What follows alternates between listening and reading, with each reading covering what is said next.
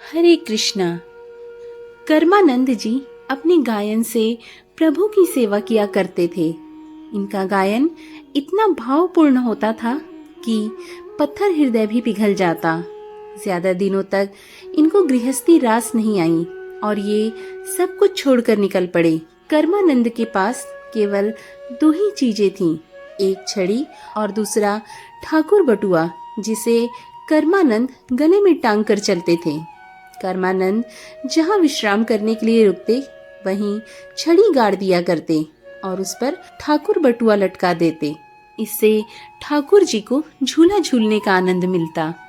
एक दिन कर्मानंद सुबह सुबह ही ठाकुर जी की पूजा करके श्री ठाकुर जी को गले में लटका कर चल दिए।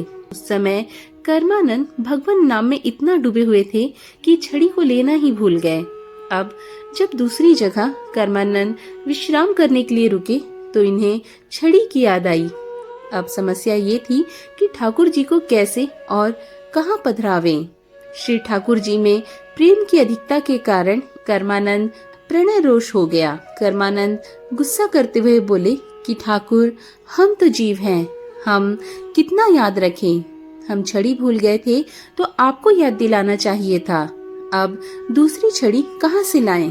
पिछली जगह भी बहुत दूर है, ये भी पक्का नहीं कि वहाँ छड़ी मिल ही जाएगी। कर्मानंद ठाकुर जी से खूब लड़े और बोले कि छड़ी ला कर दो। श्री ठाकुर जी इनकी डांट फटकार से खूब रीझे। प्रभु की योग माया से तभी एक बालक छड़ी लेकर आ गया और बोला, बाबा, कब से आपको पुकारता आ रहा हूँ, आप हैं कि सुनते ही नहीं। ये छड़ी आप छोड़कर चले आए थे, लीजिए अपनी छड़ी। इतना कह वह बालक वहाँ से गायब हो गया। अब तो कर्मानंद जी रोने लगे कि इन्होंने प्रभु को क्यों डांटा।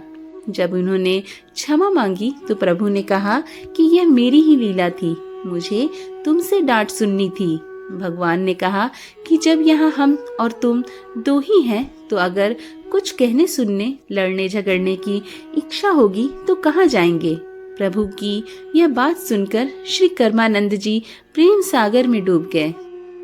आशा करती हूँ आज की ये मार्मिक कथा आपको ज़रूर पसंद आई होगी। पसंद आई हो तो नीचे बने कमेंट बॉक्स में हमें ज़रूर बताएं। हम मिलेंगे ऐसे ही रोचक कथाओं की श्रृंखला के साथ। तब तक के लिए राधे राधे।